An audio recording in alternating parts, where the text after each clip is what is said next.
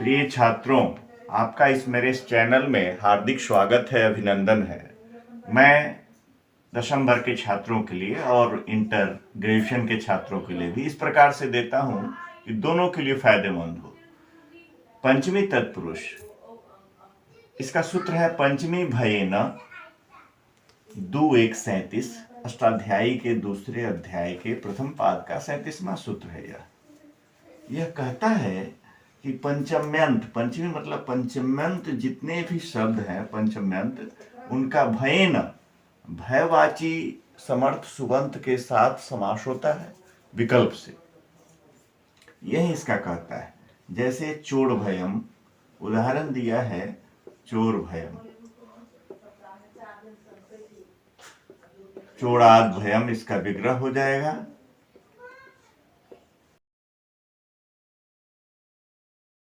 इसकी व्याख्या मैं लिख दूं, पंचम्यंत शब्दों का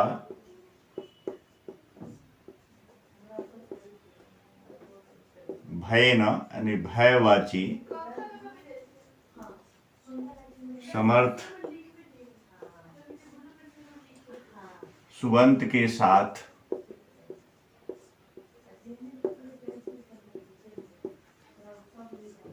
विकल्प से समास होता है। इनकी इसमें अनुवृत्ति होती है, इसीलिए पूरा सूत्र का अर्थ इस प्रकार बनता है। सह का, सुपा का, तत्पुरुष का और वह तत्पुरुष कहलाता है। यह इतनी इसकी व्याख्या होगी। व्याख्या में आपको लिखना पड़ेगा। अब देख लिया उदाहरण आपने, यथा में चोरात भयम चोर भयम, या व्याघ्रात भयम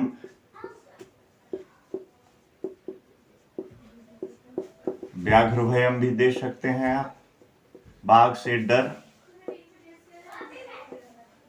आचार्यात भीतः या आचार्यात भयम,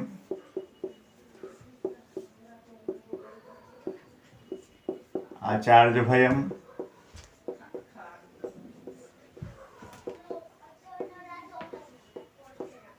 यहां पर एक वार्तिक दिया, वार्तिक कात्यायन इसके रचयिता थे। वार्तिक के 1275 नंबर में उनका है वार्तिक। इसके रचयिता है कात्यायन मुनि है, त्रिमुनि व्याकरणम के तहत। कात्यायन ने लिखा कि अगर इनके साथ अष्टाध्यायी के जो रचयिता है पाणिनि, उसमें उन्होंने और भी अगर शब्द जोड़ दिया होता, जैसे भय, भीत, भीति,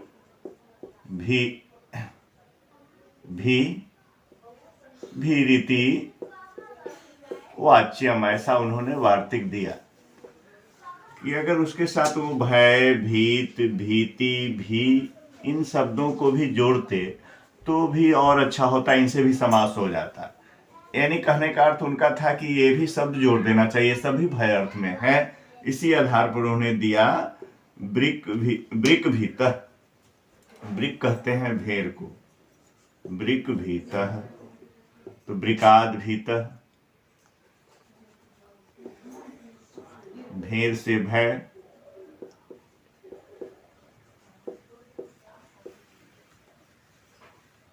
ऐसे बहुत सारे शब्द बन सकता था। वार्तिक का यह अर्थ हुआ कि इन अर्थों में भी आप पंचमी तत्पुरुष समास कर सकते हैं। छात्रों, जस्ट दु एक 37 के बाद एक और सूत्र है, दु एक 38। अपोता पोढ़ मुक्त पतित अपत्रस्तैर अल्पस। कहता है कि इन शब्दों के साथ, यानी अपोत, अपेता है, अपेत है, सॉरी, अपेत, अपोत शब्द नहीं होता है यहाँ पर। अपेत, अपेता पोढ़, अपेत हो गया, अपोढ़ हो गया, मुक्त हो गया, उसके बाद है पतित, और उसके बाद है अपत्रस्त। अपेत का अर्थ होता है दूर या रहित, अपोढ़ का भी अर्थ होता है बाधित या रहित, है ना, इसका अर्थ होता है। मुक्त का अर्थ होता है अस्पष्ट है, मुक्त, छोड़ा गया। पतित माने गिरा हुआ, अपत्रस्त माने फेंका हुआ। अब इसको माने भी लिख दें। अपेत का अर्थ होता है दूर या रहित या बाधित, कोई भी कर सकते हैं, है ना, दो ही रखिए, ठीक है। और फिर अपोढ़ का भी अर्थ होता है रहित या बाधित।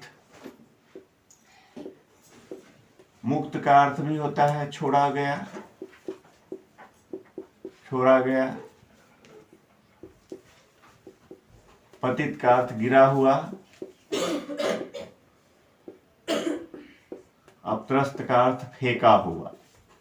कहता है सूत्र यह कि अल्पशः इन शब्दों के साथ, इन 5 जो शब्द हैं, 1 2 3 4 5, इन 5 शब्दों के साथ कुछ ऐसे अल्पशः कम ही ऐसे कुछ पंचम्यंत शब्द हैं जिनका इन शब्दों के साथ समास होता है और वह पंचमी तत्पुरुष समास कहलाता है।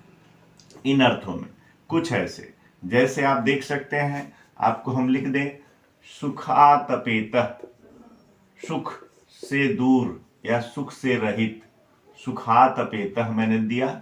अब इसको देख सकते हैं, इसका विभक्ति लोप कर देंगे तो सुख बचेगा और अपेतः जोड़ देंगे तो सुखापेतः समास हो जाएगा।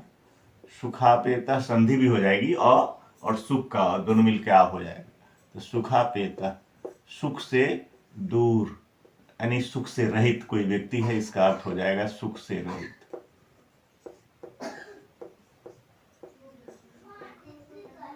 ठीक है, इसी तरह बना लेंगे आप सुखापेतः, सुखातपेतः, कुछ पंचम्यंत शब्दों का ही इन शब्दों के साथ समास होता है।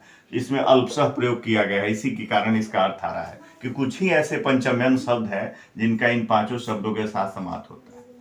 जैसे कल्पना या, कल्पना स्त्रीलिंग शब्द है, इसके पंचमी में अब कल्पनाया होगा, कल्पनाया अपोढ़, ठीक है, अपोढ़, कल्पनापोढ़, समस्त पद बनेगा कल्पना से रहित, कल्पनापोढ़।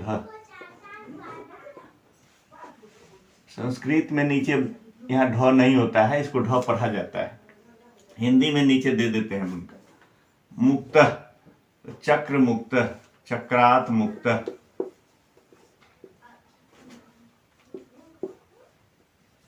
चक्र मुक्त, चक्र से छोड़ा गया।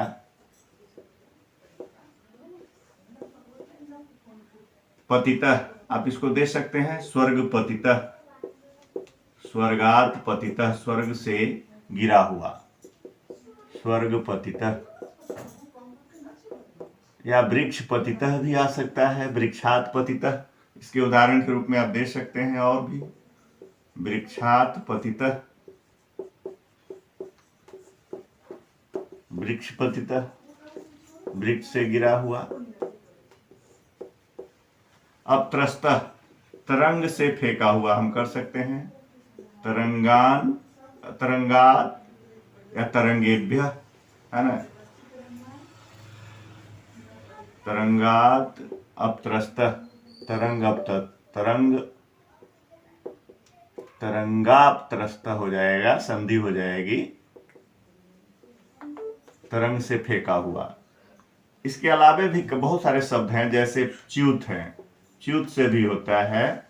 भ्रष्ट है, भ्रष्ट शब्द से भी समास होता है, भ्रष्ट। अब जैसे आप कर सकते हैं पदाच्युत, पद से गिरा हुआ, पदच्युत, ये भी पंचमी तत्पुरुष समास होता है। पदार्थ भ्रष्ट, पद से भ्रष्ट होता है ना, पद भ्रष्ट, पद भ्रष्ट, पदार्थ भ्रष्ट, पद भ्रष्ट। ऐसे बहुत सारे पंचमी तत्पुरुष के समास इन अर्थों में भी हो जाते हैं। तो आपने देखा, आप ये पंचमी तत्पुरुष जो भय, भीति, भयार्थक अर्थों में था, उसके अलावा इन अपेत, अपोढ़, मुक्त, पतित, अपत्रस्त, इन अर्थों में भी पंचमी तत्पुरुष समास होते हैं, जिसके उदाहरण के रूप में मैंने इतने उदाहरण दिए हैं, आप समझे होंगे। वृक्ष से गिरा हुआ, पद से च्युत, पद से गिरा हुआ, पद से भ्रष्ट, इसका भी अर्थ वही होता है। तो इन अर्थों में भी ऐसे समास होते हैं। मैं उम्मीद करता हूँ कि आप इसको अच्छी तरह समझे होंगे और इसके विग्रह करने में, ये विग्रह हुआ, इसको कहते हैं विग्रह वाक्य और इसको कहते हैं समास। ये समस्त पद है, समास या समस्त पद है ना, इसको कह सकते हैं। ठीक है, तो आप समझ जाएंगे। लिखा रहेगा सुखात अपेतः सुखापेतः, कल्पनाया अपोढ़ कल्पनापोढ़, कल्पना से रहित, चक्रात् मुक्तः चक्रमुक्तः, स्वर्गात् पतितः स्वर्गपतितः, तरंगात् अपत्रस्तः तरंगापत्रस्तः, तो संधि भी हो गई है। और वृक्षात् पतितः वृक्षपतितः, पदात् च्युतः पदच्युतः, पदात् भ्रष्टः पदभ्रष्टः। ऐसे उदाहरण आपको पंचमी तत्पुरुष के मिलेंगे, ये सब तत्पुरुष के अंतर्गत है। तो एक एक का मैं विस्तृत विवेचन करते जा रहा हूँ और आपके पास बहुत सारे उदाहरण हो जाएंगे। यहीं पर मैं अपनी वाणी को विराम देता हूँ। धन्यवाद।